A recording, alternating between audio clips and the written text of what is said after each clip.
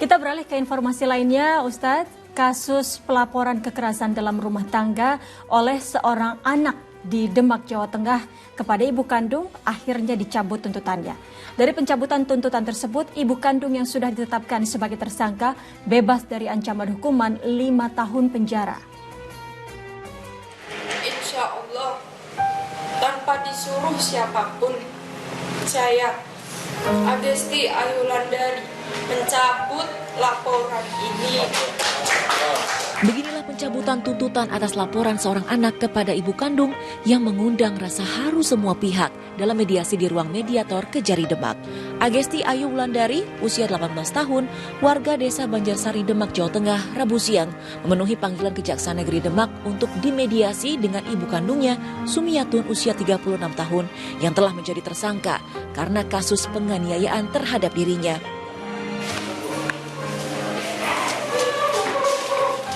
Sebelum proses mediasi, suasana yang diperkirakan akan berlangsung tegang berubah menjadi haru karena sang anak maupun sang ibu berpelukan erat dan sambil menangis.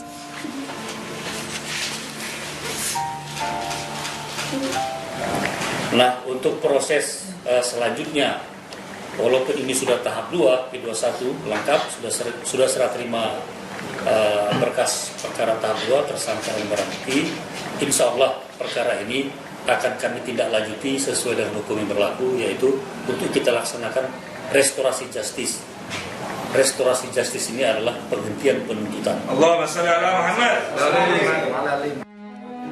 Kasus pelaporan anak kepada ibu kandungnya bermula 5 bulan lalu saat kedua orang tuanya dalam proses cerai dan sang anak yang memilih tinggal bersama ayahnya hendak mengambil pakaian di rumah ibunya.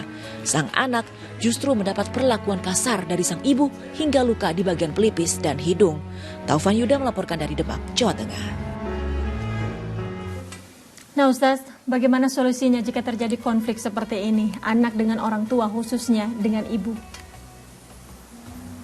Ya, Masya Allah, kita terharu tadi bahwa bagaimanapun anak dan ibu tidak bisa dipisahkan atas sebuah apapun.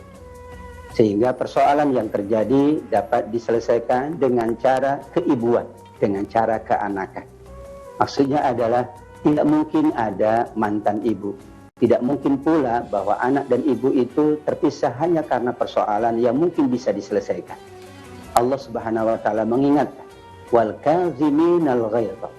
Orang yang menahan emosinya itu lebih baik. Bahkan disiapkan oleh Allah surga khusus untuk as-sabirin, orang-orang yang bersabar. Di sini alhamdulillah kita saksikan seorang anak yang awalnya mungkin karena emosi dengan ibunya. Ibu pun ketika melakukan tindakan aniaya mungkin karena emosi, karena ada persoalan dengan suaminya. Namun alhamdulillah, bahkan ini mereka yang memediasi, mereka yang menjadi perantara, kata Rasul, mendapatkan pahala yang besar. Islahu dzakil bayyin. Dikatakan di antara amal ibadah yang mulia di sisi Allah, berpahala besar adalah mendamaikan antara kedua orang yang berselisih, apalagi di sini antara seorang ibu dengan anak kandungnya. Subhanallah.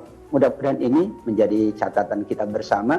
Ayo kita jaga hubungan baik dengan siapapun, khususnya dengan kedua orang tua kita, insya Allah.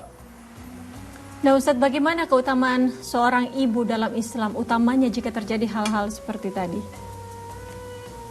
Seorang ibu tetap, ia punya kewajiban menjaga, memelihara, memenuhi kebutuhan anaknya, baik fisik maupun non-fisik.